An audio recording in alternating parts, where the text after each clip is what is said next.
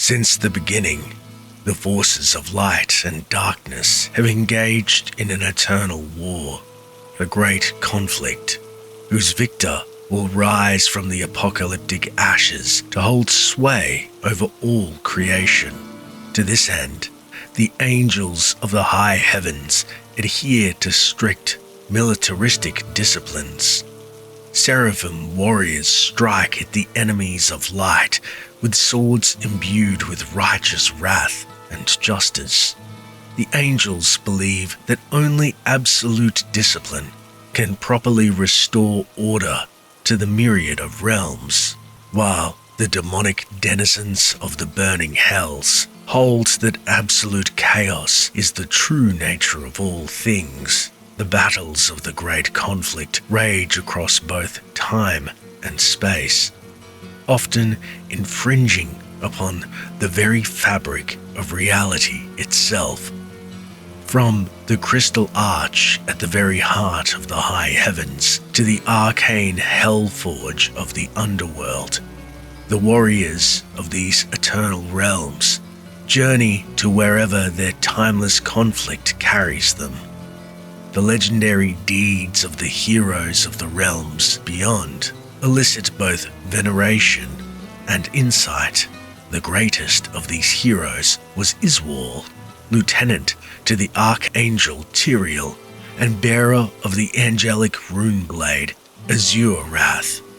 He once led a fierce attack upon the Hellforge as the creation of the dark demon blade Shadowfang was nearing completion. His quest was to destroy both wielder and weapon, a charge that he was destined never to complete. Iswal was overcome by the legions of chaos and, tragically, was lost to the darkness. His fate stands as testament to the fact that angels and demons alike shall fearlessly enter into any domain, so long as their hated enemies dwell within. Although the great conflict burned hotter and longer than any stars in the sky, neither side could gain dominion over the other for long. Both factions sought some way to turn the tides of the war to their favor. With the ascension of man and his mortal realm, the great conflict ground to a mysterious halt. Both armies paused in a breathless stalemate, waiting to see to whose side man would eventually turn. Mortals had the unique ability to choose between light and darkness, and it was held that this would be the deciding factor in the outcome of the great conflict. Thus, the agents of the nether realms descended to the mortal realm to vie for the favor of man. The Sin War. The coming of the great conflict to the mortal realm is known as the Sin War. Angels and demons disguising themselves while traveling amongst men attempted to secretly lure mortals to the respective causes. Over time, the forces of darkness discovered that mortals responded much more to brute force than to subtle coercion, and so began to terrorize man into submission. The angels fought to defend humanity against this demonic oppression, but all too often their austere methods and severe punishments succeeded only in alienating those whom they sought to protect. The violent battles of the Sin War occurred often, but they were seldom witnessed by the prying eyes of man. Only a few enlightened souls were aware of the supernatural beings that walked amongst the huddled masses of humanity. Powerful mortals arose and accepted the challenge of the Sin War, allying themselves with both sides in the great conflict. The legendary deeds of these great mortal warriors served to earn them both the respect and hatred of the netherworlds. Although lesser demons kneeled before those possessing power and strength, they also cursed the very existence of mortal man. Many of these fiends believed that the deadlock brought about by the emergence of man was a perverse offense to their higher role in the great scheme of things. This jealousy of man led to harsh, atrocious acts of violence by the demons against the mortal realm. Some men learned of this deep hatred and used it against the denizens of the underworld. One such mortal, Horizon, the summoner, delighted in summoning demons and then breaking them to his will. Horizon, along with his brother Bartok, were members of the Eastern mage clan known as the Vigerai. This mystic clan studied the ways of demons and had catalogued their lore for generations. Empowered by this knowledge, Horizon was able to take the work of the Vigerai and pervert it for his demented purposes.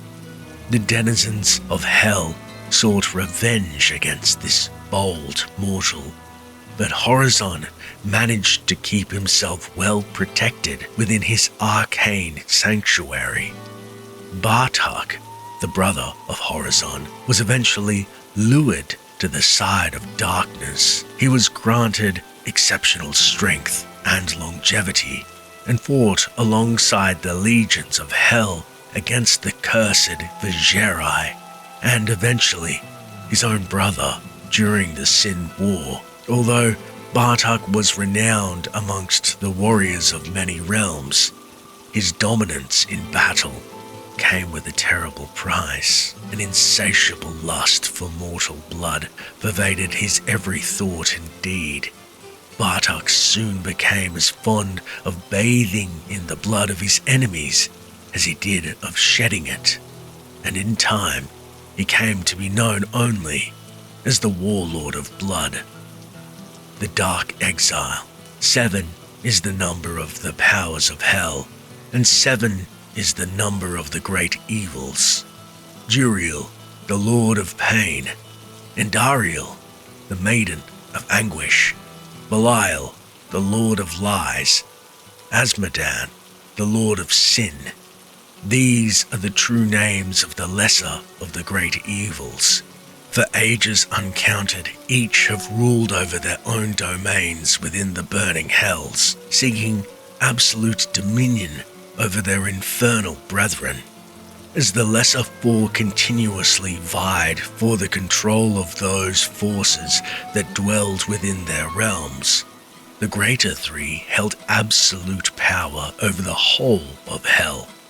The lesser four used dark and evil measures in the quest for power, and herein begins the legend of the Dark Exile. Mephisto, Lord of Hatred, Baal, the Lord of Destruction, Diablo, the Lord of Terror. These are the prime evils of hell that wielded their power as a dark, sovereign triumvirate. The three brothers ruled over the lesser four by brutal force and malicious cunning. Being the eldest and strongest of the evils, the three brothers were responsible for countless victories against the armies of the light. Although they never held sway over the high heavens for long, the three were justly feared by enemies and subjects alike. With the ascension of man and subsequent standstill of the great conflict, the three brothers began to devote their energies to the perversion of mortal souls. The three realized that man was the key to victory in the war against heaven, and thus altered their rigid agendum that they had propagated since the beginning. This change caused many of the lesser evils to question the authority of the three, and so brought about a great rift between the prime evils and their servitors. In their ignorance, the lesser evils began to believe that the three were afraid to continue the war with heaven. Frustrated by the cessation of the war, Azmodan and Belial saw the situation as their chance to overthrow the prime evils and take control of hell for themselves. The two demon lords made a pact with their minor brethren, assuring them that the wretched plague of humanity would not deter the ultimate victory of the sons of hell. Azmodan and Belial devised a plan to end the stalemate, achieve victory in the Sin War, and ultimately ride the bloody crest of the great conflict straight into the very arms of Armageddon. Thus, a great revolution was set into motion as all of hell went to war against the three brothers. The brothers fought with all the savagery of the underworld, and to their credit, annihilated a third of hell's treacherous legions. In the end, however, they were overcome by the Horned Death, led by the traitors Azmodan and Belial. The prime evils, weakened and bodiless, were banished to the mortal realm, where Azmodan hoped they would remain trapped forever. Azmodan believed that with the three set loose upon humanity, the angels would be forced to turn their focus upon the mortal plane, thus leaving the gates of heaven abandoned and defenseless.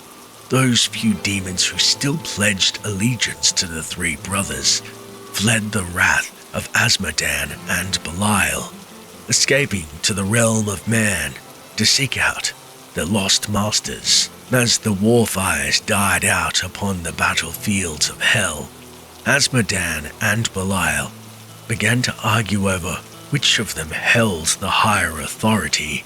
The pact that they had made quickly fell to ashes as the two demon lords took up arms against each other. The legions of hell that remained were polarized behind either warlord, launching themselves into a bloody civil war that has lasted to this day. The binding of the three. In the ancient days before the rise of the Western empires, the dark and terrible entities known as the Three Evils were exiled to the world of man. These eternal entities wandered throughout the waking world and fed upon the lusts of men, leaving chaos and attrition in their wake. The evils turned father against son and prompted many great nations into brutal and petty wars. Their exile from hell left them with an insatiable hunger to bring suffering and pain to all who would not kneel before them. And so the three brothers ravaged the lands of the Far East for countless centuries. Eventually, a secret order of mortal magi was gathered together by the enigmatic Archangel Tyrael. These sorcerers were to hunt down the three evils and put an end to their vicious rampage. The order, known as the Horodrim, consisted of wizards from the diverse and numerous mage clans of the East. Employing disparate magical practices and disciplines, this unlikely brotherhood succeeded in capturing two of the brothers within powerful artifacts called Soul Stones. Mephisto and Baal, trapped within the swirling spiritual constraints of the Soul Stones, were then buried beneath the dunes of the desolate eastern sands. The powers of hatred and wanton destruction seemed to diminish in the east as a nervous peace began to settle over the land. Yet, for many decades, the Horodrim continued with their grim search for the third brother, Diablo. They knew that if the Lord of Terror was left untamed, there could never be any lasting peace within the realm of humanity. The Horodrim followed in the wake of terror and anarchy that spread throughout the western lands. After a great battle which claimed the lives of many brave souls, the Lord of Terror was captured and imprisoned within the last of the Soul Stones by a group of Horodrim monks led by the initiate Jared Kane. These monks carried the cursed stone to the land of Kandorus and buried it within a secluded cave near the river Kalsande. Above this cave, the Horodrim constructed a great monastery from which they could continue to safeguard the Soul Stone.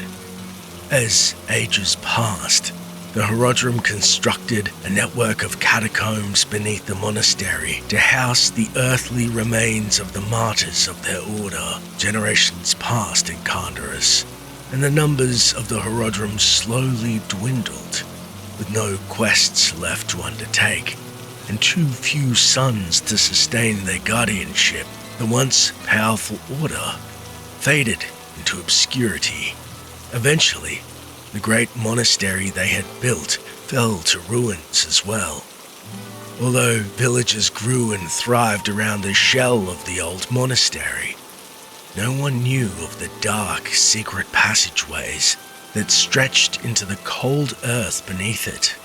None could have dreamed of the burning red gem that pulsed within the labyrinth's heart. Return of Terror, the lands of Kandorus. Years after the last of the Horodrim had died, a great and prosperous society grew in the lands of the West.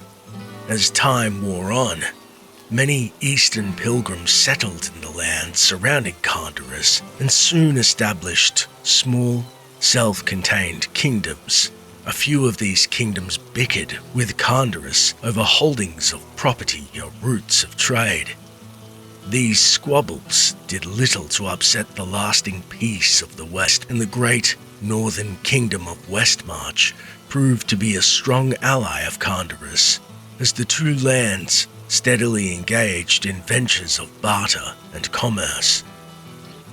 During this time, a bold new religion of light, known as Zakarum, began to spread throughout the kingdom of Westmarch and into many of its northern principalities.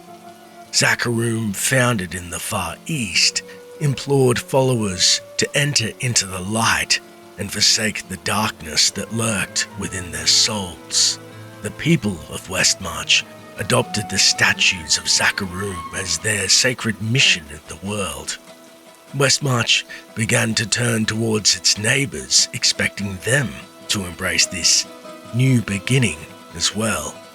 Tensions rose between the kingdoms of Westmarch and Kandorus as priests of Zakarum began to preach their foreign dogma, whether they were welcomed or not. It was then that the great northern lord Leoric came into the lands of Kandorus and, in the name of Zakarum, declared himself king. Leoric was a deeply religious man and had brought many knights and priests with him that comprised his Order of the Light. Leoric and his trusted advisor, the Archbishop Lazarus, made their way to the city of Tristram.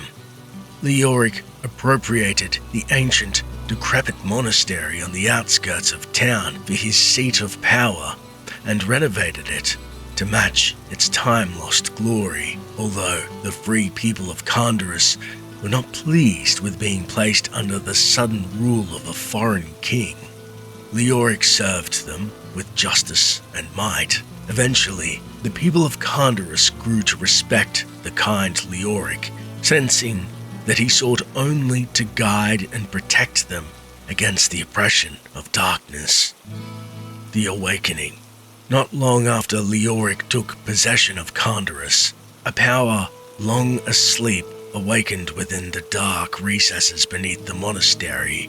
Sensing that freedom was within his grasp, Diablo entered the nightmares of the Archbishop and lured him into the dark, subterranean labyrinth. In his terror, Lazarus raced throughout the abandoned hallways until he at last came to the chamber of the burning soul stone. No longer in command of his body or spirit, he raised the stone above his head and uttered words long forgotten in the realm of mortals. his will destroyed, Lazarus shattered the soul stone upon the ground. Diablo once again came into the world of man. Although he was released from his imprisonment within the soul stone, the Lord of Terror was greatly weakened from his long sleep and required an anchor to the world. Once he had found a mortal form to wear, he could begin to reclaim his vastly depleted power. The great demon weighed the souls residing in the town above and chose to take the strongest of them, that of King Leoric. For many months, King Leoric secretly fought the evil presence that twisted his thoughts and emotions. Sensing that he'd been possessed by some unknown evil, Leoric hid his dark secret from his priests, hoping that somehow his own devout righteousness would be enough to exorcise the corruption growing inside him. He was sorely mistaken. Diablo stripped away the core of Leoric's being, burned away all honor and virtue from his soul. Lazarus, too, had fallen under the sway of the demon, keeping close to Leoric at all times. Lazarus worked to conceal the plans of his new master from the Order of Light, hoping that the demon's power would grow, well concealed amongst the servants of Zakarum. The priests of Zakarum and citizenry of Condorus recognized the disturbing change within their liege. His once proud and rugged form became distorted and deformed. King Leoric became increasingly deranged and ordered immediate executions of any who dared to question his methods or authority. Leoric began to send his knights to other villages to bully their townspeople into submission. The people of Condorus, who had once grown to see great honor in their ruler, began to call Leoric the Black King. Driven to the brink of madness by the Lord of Terror, King Leoric slowly alienated his closest friends and advisors. Lakdanan, captain of the Knights of the Order of Light and honored champion of Zakarum, tried to discern the nature of his king's deteriorating spirit. Yet, at every turn, the Archbishop Lazarus would waylay Lakdanan and admonish him for questioning the actions of the king. As tensions grew between the two, Lazarus charged Lakdanan with treason against the kingdom. To the priests and knights of Leoric's court, the prospect of Lakdanan committing treason was ridiculous. Lakdanan's motives were honorable and just, and soon many began to question the reason of their once beloved king. Leoric's madness was growing more obvious with each passing day. Sensing that the advisors of the court were becoming increasingly suspicious of foul treachery, Lazarus desperately sought to contain the eroding situation. The Archbishop masterfully convinced the delusional Leoric that the kingdom of Westmarch was plotting against him, secretly planning to dethrone him and annex Condorus into its own lands. Leoric flew into a rage and summoned his advisors to his side. Manipulated by the Archbishop, the paranoid king declared a state of war between the kingdoms of Condorus and Westmarch. Leoric ignored the warnings and admonishments of his advisors, and the royal army of Condorus was ordered to the north to engage in a war they did not believe in. Lakdanan was appointed by Lazarus to lead the armies of Condorus into Westmarch. Although Lakdanan argued against the necessity of the coming conflict, he was honor-bound to uphold the will of his king. Many of the high priests and officials were forced to travel to the north as emissaries on errands of diplomatic urgency as well. The desperate ploy of Lazarus had succeeded in sending many of the king's more troublesome advisors to their certain deaths. The darkening of Tristram, the absence of prying advisors and inquisitive priests, left Diablo free to assume total control over the king's battered soul. As the Lord of Terror attempted to strengthen his hold upon the maddened king, he found that the lingering spirit of Leoric fought with him still. Although the control over Leoric that Diablo held was formidable, the demon knew that in his weakened state, he could never take complete possession of his soul as long as a glimmer of his will remained. The demon lord sought a fresh and innocent host upon which to build his terror. The demon relinquished his control over Leoric, but the king's soul was left corrupted and his mind crazed. Diablo began to search throughout Condorus for the perfect vessel to act as his focus, and found such a soul easily within his reach. Enjoined by his dark master, Lazarus kidnapped Albrecht, the only son of Leoric, and dragged the terrified youth down into the blackness of the labyrinth, flooding the boy's defenseless mind with the essence of pure terror. Diablo easily took possession of the young Albrecht. Pain and fire raced through the child's soul. Hideous laughter filled his head and clouded his thoughts. Paralyzed with fear, Albrecht felt the presence of Diablo within his mind as it seemed to push him down deeper and deeper into darkness and oblivion. Diablo gazed upon his surroundings through the eyes of the young prince.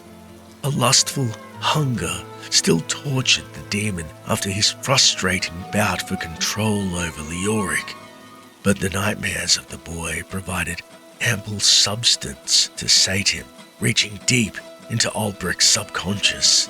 Diablo ripped the greatest fears of the child from their hiding places and gave them breath. Albrecht watched, as if out of a dream. Twisted and disfigured forms appeared all around him. Unholy, writhing visages of terror danced about him, chanting choruses of obscenities. All of the monsters that he'd ever imagined or believed that he'd seen in his life became flesh and were given life before him. Large bodies comprised of living rock erupted from the walls and bowed to their dark master. The ancient skeletal corpses of the Horodrim arose from archaic crypts and lumbered off into the red-washed corridors beyond. As the cacophony of madness and nightmares hammered its final blow against Albrecht's shattered spirit, the bloodlusted ghouls and demons of his mind scattered and scrambled maniacally into the lengthening passageways of his waking nightmare. The ancient catacombs of the Horodrim had become a twisted labyrinth of raw, focused terror. Empowered by Diablo's possession of young Albrecht, the creatures of the boy's own imagination had gained corporeal form. So strong was the terror that grew inside of Albrecht that the borders of the mortal realm began to warp and tear. The burning hell began to seep into the world of man and to take root within the labyrinth. Beings and occurrences displaced by time and space and long lost to the history of man were pulled screaming into the ever-expanding domain. The body of Albrecht, fully possessed by Diablo, began to distort and change. The small boy grew, and his eyes blazed as tendril-like spines ripped through his flesh. Great arched horns erupted from Albrecht's skull as Diablo altered the form of the child to match that of his demonic body. Deep within the recesses of the labyrinth, a growing power was once more into the mortal world, and free his captive brothers Mephisto and Baal. The prime evils would be reunited, and together they would reclaim their rightful place in hell. The fall of the Black King. The war against the zealous armies of Westmarch ended with a horrible slaughter. The army of Condorus, ripped to shreds by the superior numbers and defensive positions of Westmarch. Lochdanen quickly gathered together those who were not captured or killed and ordered a retreat back to the safety of Condorus. They returned to find the town of Tristram in shambles. King Leoric, deep within throes of madness, went into a rage when he learned his son was missing. After scouring the village with the few guards that remained with him at the monastery, Leoric had decided that the townsfolk had abducted his son and hidden him somewhere. Although the townsfolk denied any knowledge of Prince Aldbrich's whereabouts, Leoric insisted that they had crafted a conspiracy against him, and that they would pay the price for such treachery.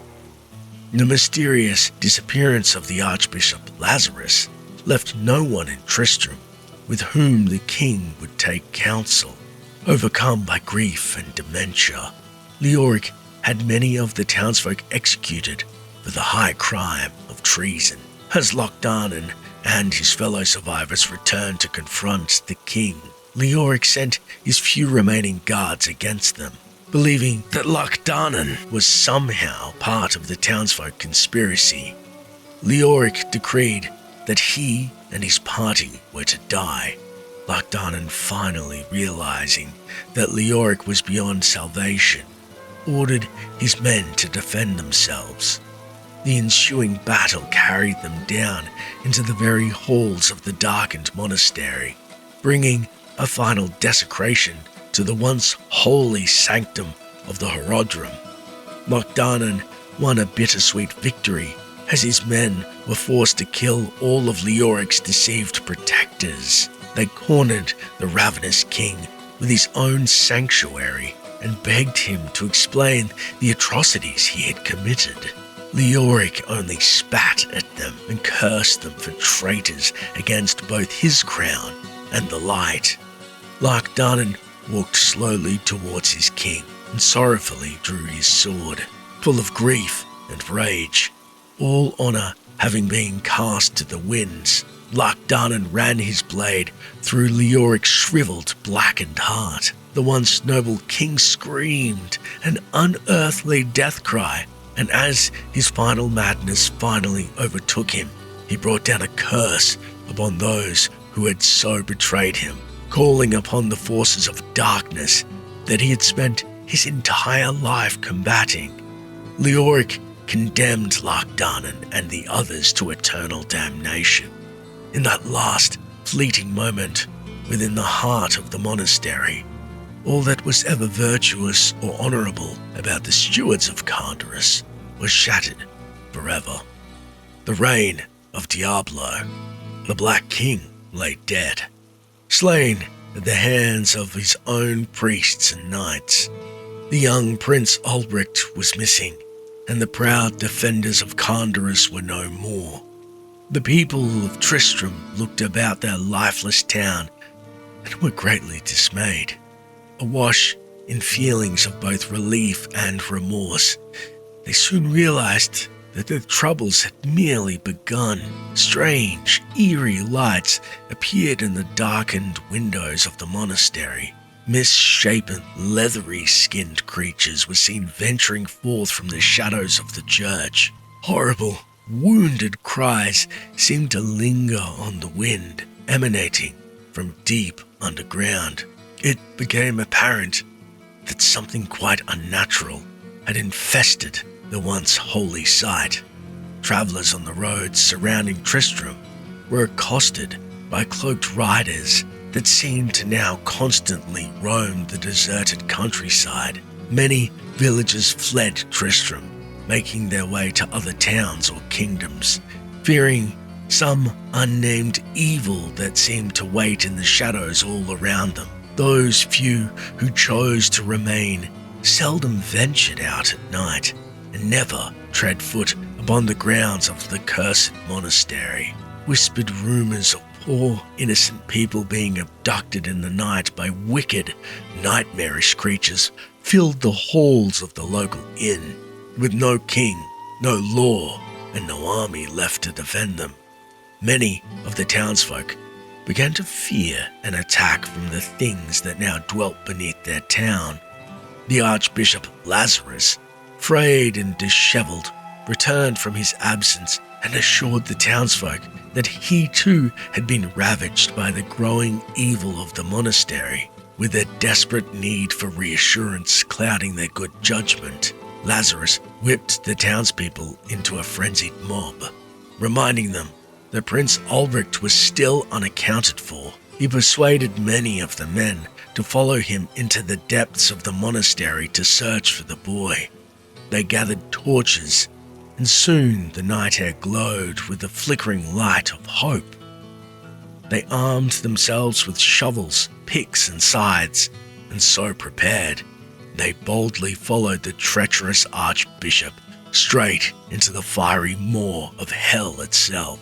The few who survived the horrible fate that awaited them returned to Tristram and recounted what they could of the ordeal. The wounds were terrible, and even the skills of the healer could not save some of them. As the stories of demons and devils spread, a stifling, primal terror began to consume the hearts of all of the town's inhabitants. It was terror that none of them had ever known. Deep beneath the foundations of the ruined monastery, Diablo gorged himself upon the fears of the mortals above him. He slowly sank back into the welcoming shadows and began to harness his depleted power. He smiled to himself in the sheltering darkness, but he knew that the time of his final victory was fast approaching. The Nature of the Soul Stones by Jared Kane of the Horodrim. It was long ago that the enigmatic archangel Tyrael bestowed upon us the secrets of the mysterious soul stones. Tyrael bequeathed upon our order 3 of these stones so that we could contain the vile essences of the 3 prime evils who had been let loose upon our world. Although the artifacts were constructed in the realms far removed from our own, we found that they were simple to understand. The soul stones affect only beings that are non-corporeal and thus have no power over living, breathing creatures. When invoked, the soul stones bring into being a strong spiritual vacuum. Any non-physical entities caught within this vacuum are drawn into the burning recesses of the soul stone and are forever trapped within. These spirits are released only when the soul stone is deactivated or destroyed. The power of the soul stones proved to be much more difficult to employ when used against the great prime evils, voraciously disposed to possessing hapless mortals. The 3 brothers found that they were immune to the effects of the stones while occupying human souls. Sadly, we were forced to hunt down and kill the innocent victims of the prime evils so that their demonic essences could be subject to the effects of the soul stones.